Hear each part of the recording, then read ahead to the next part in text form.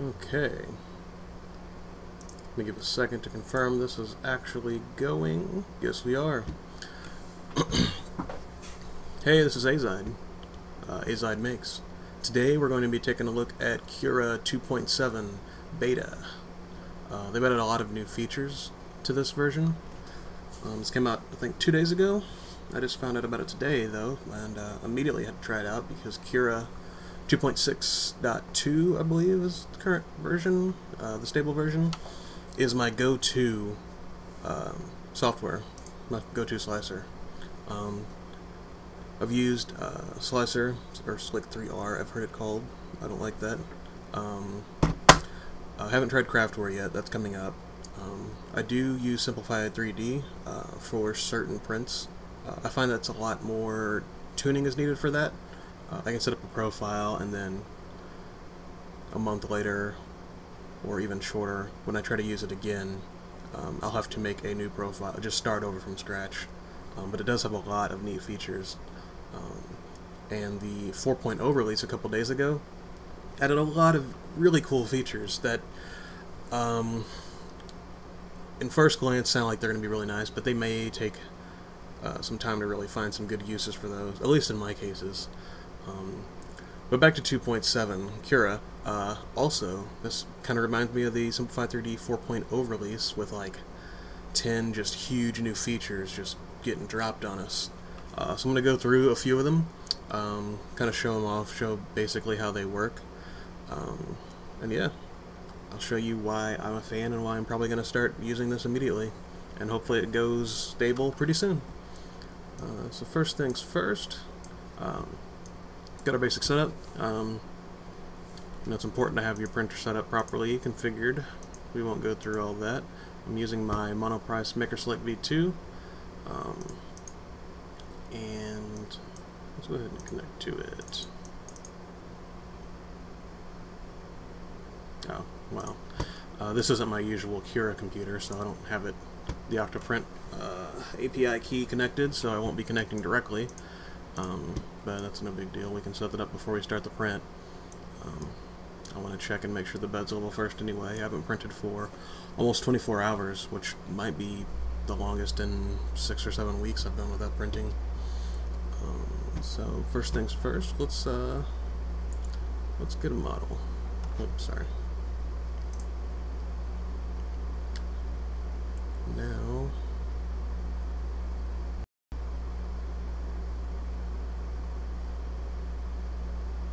this is my first time using OBS, so getting the hang of it. See if I can get my scene switch going. Alright, got Thingiverse, here we go.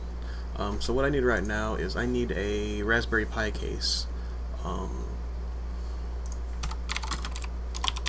for the Pi Zero W. There's one I've seen.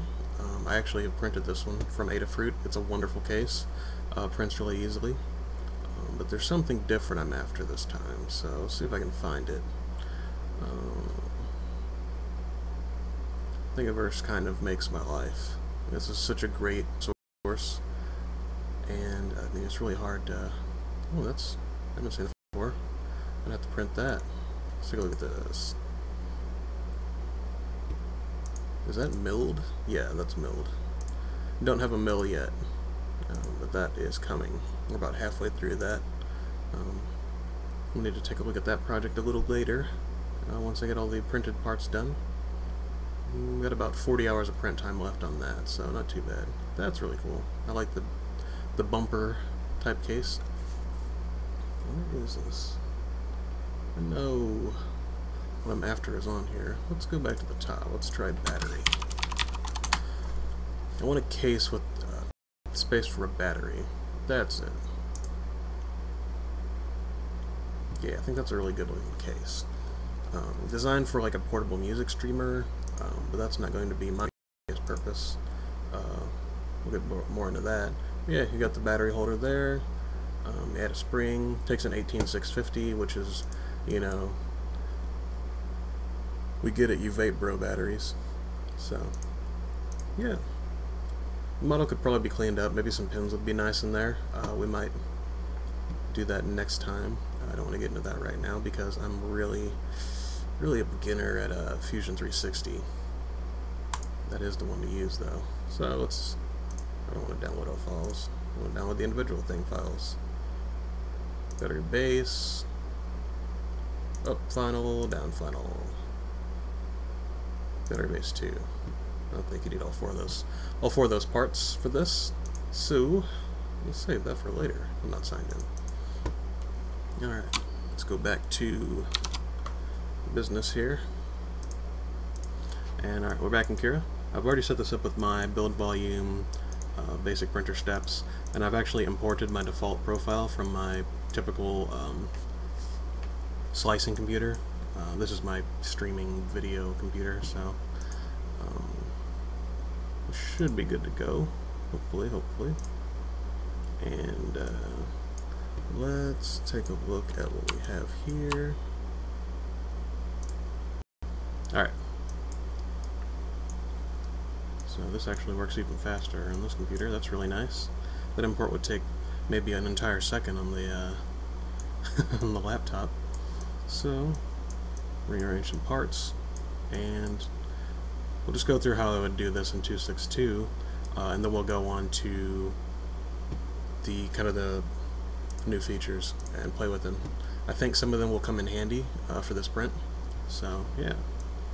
Now, I guess this is the recommended print position. I don't like this because you're going to get a really bad finish there, a lot of support material right there, and I'm actually thinking about printing this vertically. It'd be slower, but I could get a really high resolution print, and no matter how I print this laying down, about the lowest I'll go with my printer is about 0.125 millimeter. And this is going to look really just not very round. So, yeah, let's try vertical. Let's rotate this bad boy. Rotate you around the green axis.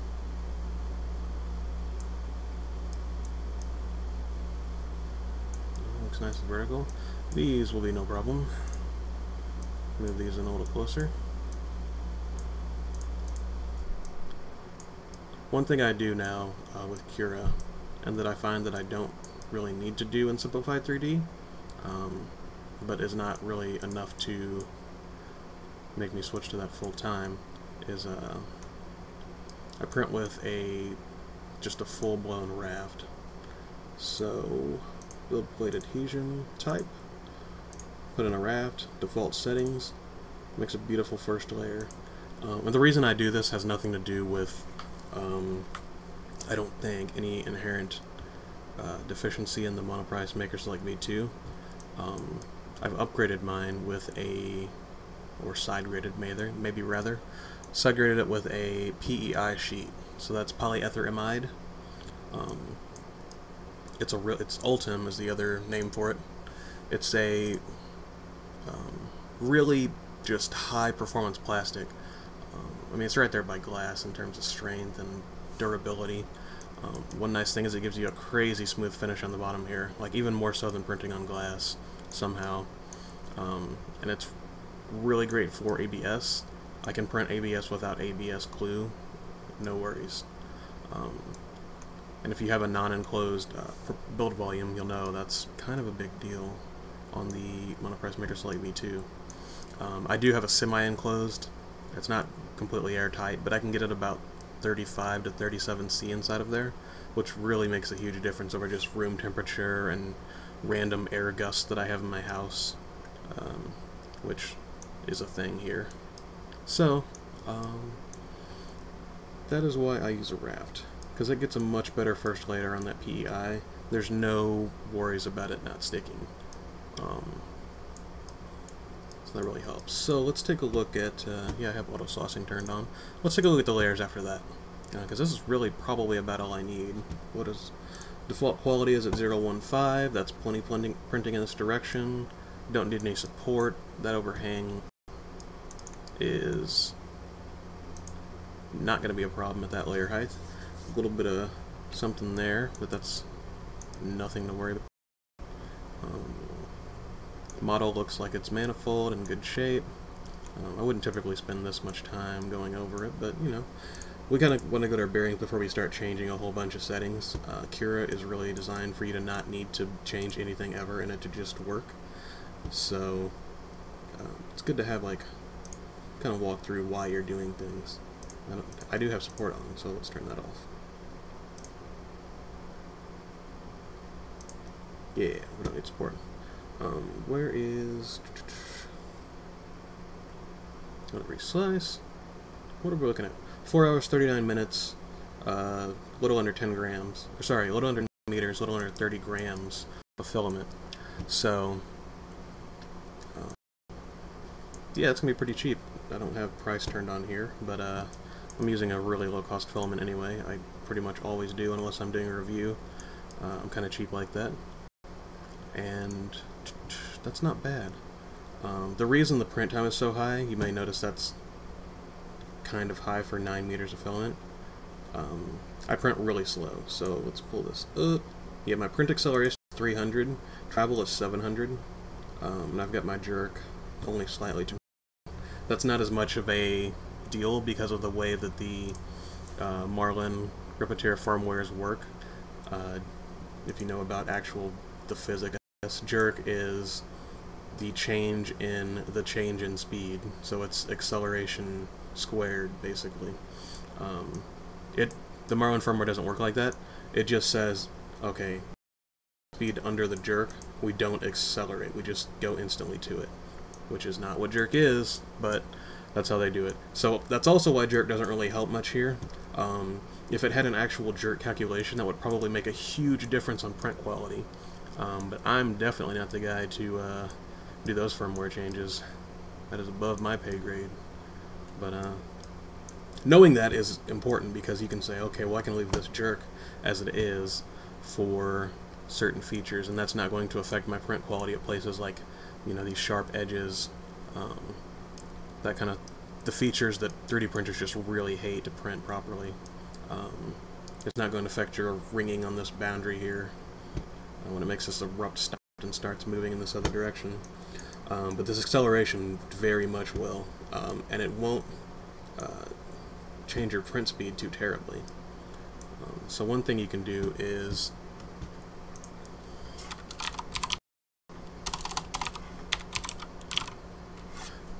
track here, but I think this is probably pretty good knowledge. Let's take a look at the old Prusa printer calculator.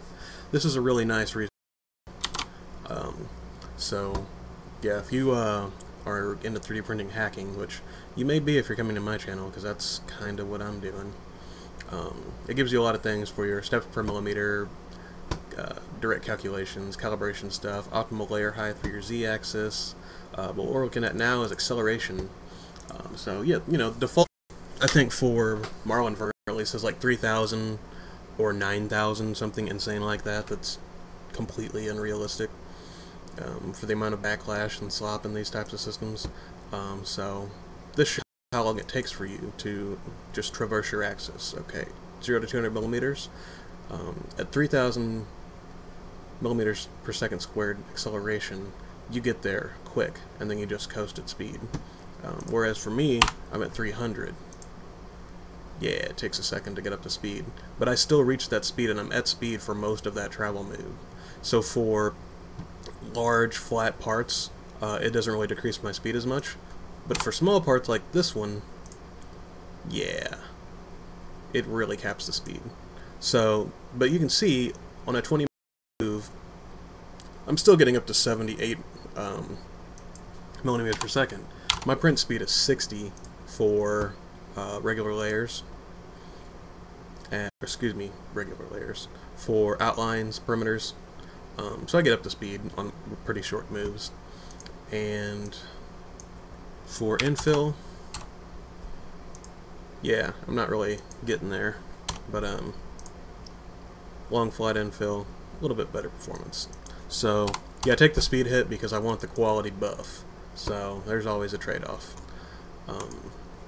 And with this printer, yeah, you might have to do that. If that's something you desire, to have that kind of quality, you might have to make that consideration. So let's get back to it. Yeah, on my screen. Alright, so we sliced it up here. So this is going to print fine. I can look at this and say, yeah, we're not going to have any problems. Even this bridging should be fine on this print. And look pretty good. Let's make it great. Because that's the goal, right?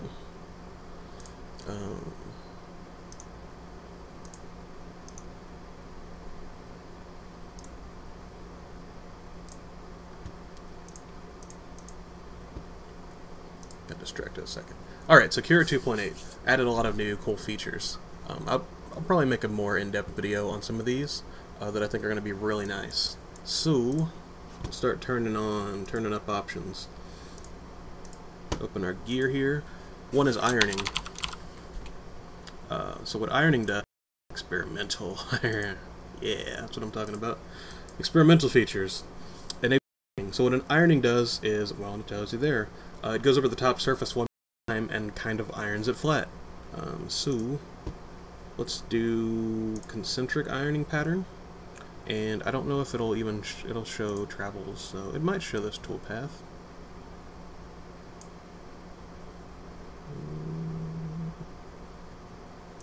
Yeah, unlike simplified 3D, it doesn't show individual lines as far as I know, but trust it. You just gotta trust that it's there, that it's gonna iron it down like it says it will. So, but we'll get this print off and see how that ironing looks. I don't have a before print in this orientation.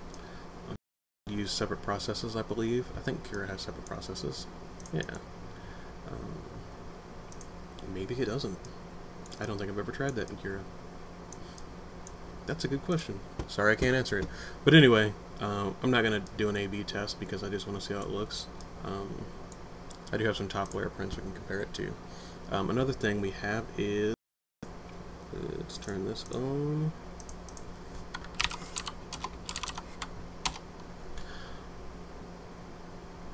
Gradual infill steps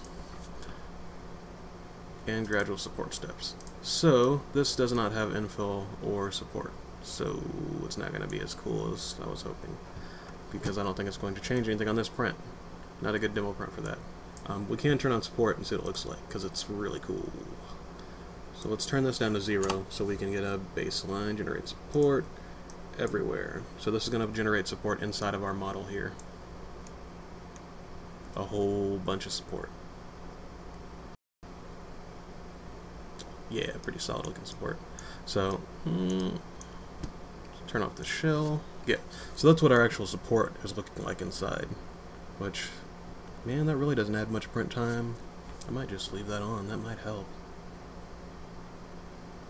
But what about this? What is the support here?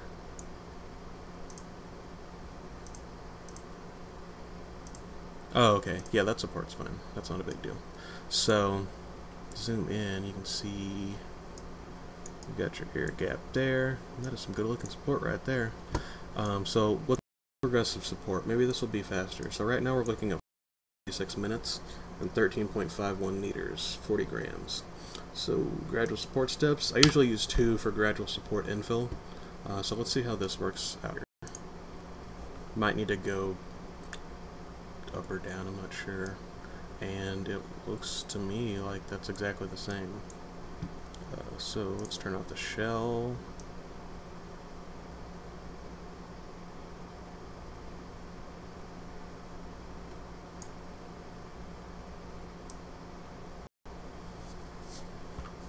Yeah, that looks completely unchanged to me. Gradual support infill.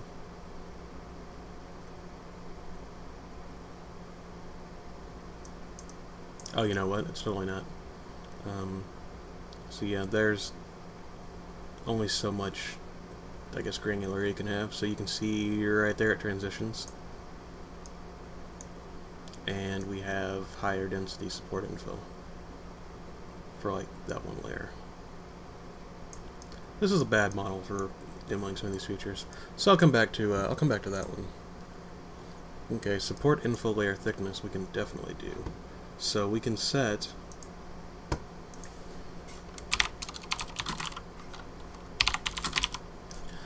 this to be a multiple of our player height. So 0.3 millimeters, yeah, that sounds nice. That gives us a lot thicker infill compared to our shell, double. And we can probably do 4.5, even though that would be insane with this nozzle, because this is a 0.4 millimeter nozzle. Don't try to print layers like this. It's a terrible idea. It might work though. It's just crazy enough to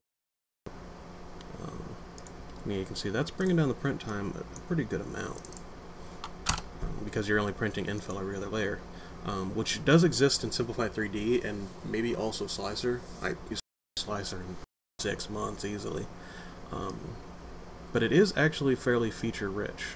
I mean, it's the default for Prusa i3s, the legit ones at least, and probably the knockoff ones. Not sure, haven't got to try one of those out yet. My last printer was a knockoff i3, but it was built from scratch, so it's not like I can anything. I just bought and screws and work. And it worked pretty good after much tweaking. I don't know if I'd do that again the same way next time, without having a 3D printer already. It was kind of a pain in the butt. Yeah, so let's do more features. What else do we have? Hit our gear icon. Yeah, this is always, you can hit the icon that will pop up. Brings up your extra features here for Cura. So, Z-seam relative. Okay, so what does this do?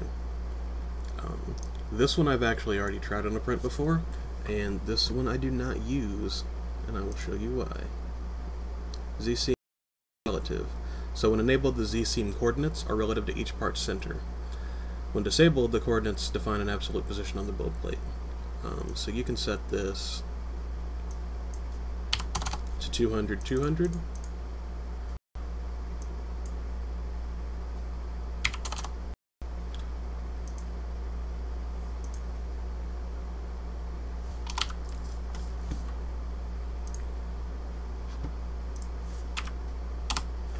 Testing something out.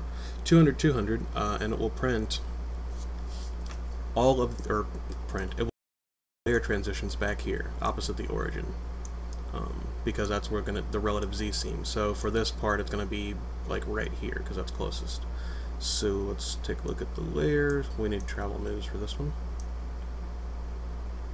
Yeah, so that's our origin.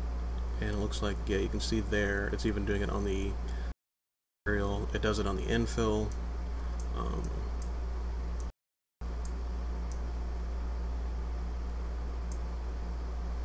And yeah, it's just aligning these seams.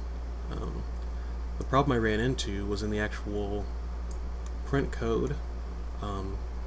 Every time it does a retract and a Z-hop, or a travel move, it comes back to your nearest point. So after every move, it comes back, goes out, comes back, goes out, comes back, goes out, comes back, and it's super slow.